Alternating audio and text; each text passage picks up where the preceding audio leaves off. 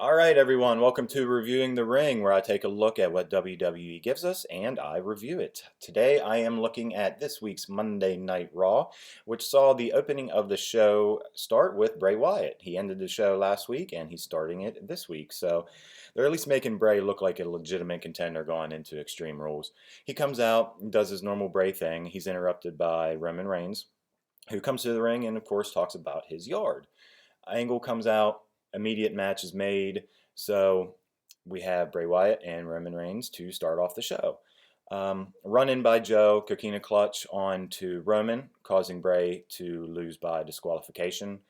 The three of those guys go at it in the ring for a little bit. Rollins' music hits, Rollins comes to the ring. Mini Shield reunion, Bray and Joe are tossed aside. Um, yeah, Mini Shield reunion for the 100th time, why not, going into all this.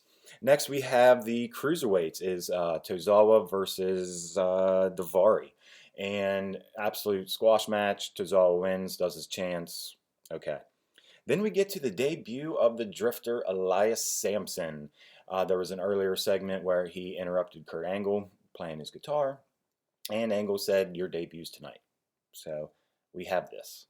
And who do they give the Drifter for his debut match? The Intercontinental Champion, Dean Ambrose. And actually, the Drifter looked good in the ring. He looked strong. He was getting his offense in. Miz was on commentary. So eventually, a little bit about halfway through the match, Miz comes down to the ring, hits Sampson, causing Ambrose to lose by disqualification, which of course ties into what their stipulation at Extreme Rules is going to be. And Ambrose catches a crossroads for his troubles. Then we have Finn Balor versus Carl Anderson. Balor comes to the ring first, grabs the microphone, he's talking about the Balor Club, and he's interrupted by Paul Heyman, who is always on point. Make sure that we all know that Brock Lesnar is still around, even though he's not on Raw. And it really makes me happy knowing that going forward, Paul Heyman will be talking about Great Balls of Fire. All right. So that is just wonderful. Heyman ends up leaving. Cue Machine Gun Anderson come to the ring. Good match. They have history going all the way back to Japan. Balor ends up winning. It is what it is on that one. Then we get to Alicia and Sasha, and also known as the feud that will not die. Sasha wins pretty quick. She doesn't win with the bank statement. She puts Alicia up into the corner of the ring and hits her with this double knee. Match is over. In comes Noam Dar, causes a little bit of a distraction, and Sasha receives the post-match beatdown. And that just means that we are not going to see the end of this feud for at least another pay-per-view, probably. Okay, it is what it is. Cue up a backstage segment in which we see Apollo Crews and Kalisto talking to each other.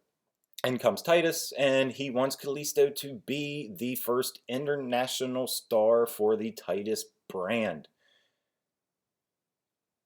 And it was awesome. All right, I don't necessarily look forward to seeing Titus O'Neil, but what he did in this particular segment was great. He's talking about he doesn't care where the money comes from, whether it's pesos, euros, food stamps, coupons. If it spends, he's in. It was great. It was absolutely great. Kalisto ends up refusing, and Titus becomes the big baller brand all of a sudden. He makes the match between Kalisto and Apollo Crews. No Kurt Angle needed. Nope. Go to Titus and get yourself a match. So that led to Kalisto and Apollo Crews in a match. Kalisto won. Nothing else. Moving on. Next, we have Matt Hardy versus Sheamus in singles competition. And the stipulation for this match is whoever wins picks the stipulation coming up at Extreme Rules. Matt Hardy ends up winning with the Twist of Fate. And on the way back up to the ramp, interviewer comes out. "Matt, what is your match?" And he throws in quite a bit of the broken personality when he gives his answer. Me personally, I was looking forward to maybe hopefully a ladder match, but the Hardy Boys choose a steel cage match in order to settle who is going to be the Raw Tag Champions. Now, selfishly, I'd like to see another ladder match with the Hardy Boys. I know they just did it at WrestleMania, but this iteration of the Hardys that we have, they're known for a ladder match. Do it one more time before you bring in the Broken Universe. Then, just give us the ladder match. That's just my opinion on the matter.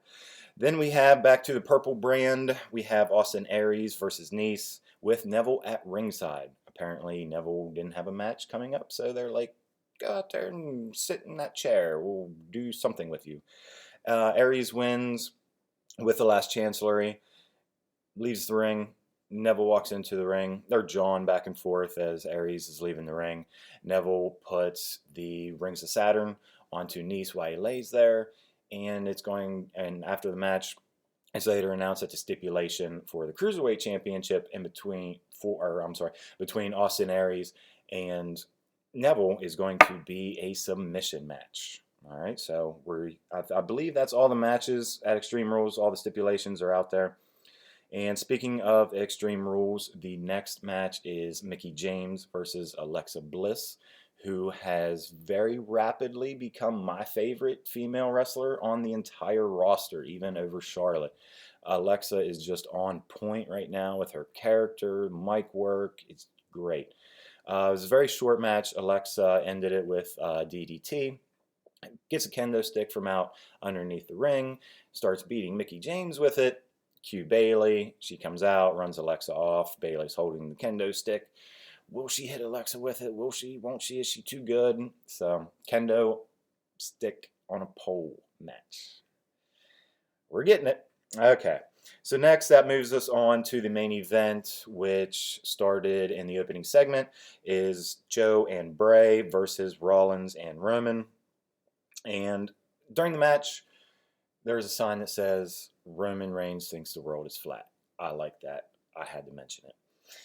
Typical typical type of match in between these four guys. You got the hot tags and things like that. There was a "This is awesome" chant when Rollins caught a hot tag, and since he's a face now, he gets to do all of his flippy aerial stuff, and he did some good flippy aerial stuff.